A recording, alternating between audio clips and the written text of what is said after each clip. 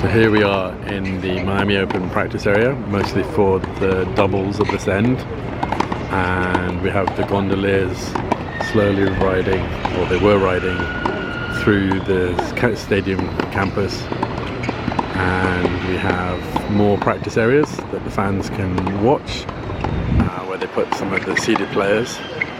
You see the Formula One stands being built, and we turn to one of the main courts, court number 7, with stands on either side, and you have the Hard Rock Stadium in the background with the gondoliers,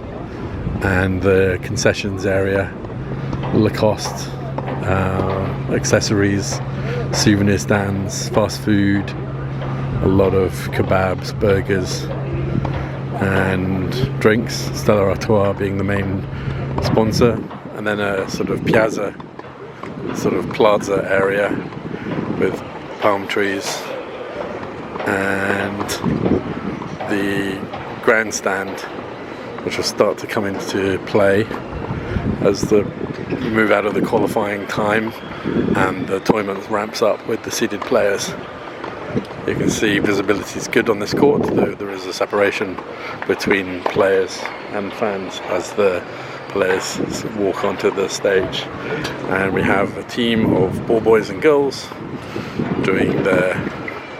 run around the court, getting ready. It's rather cute when they run on and off as teams.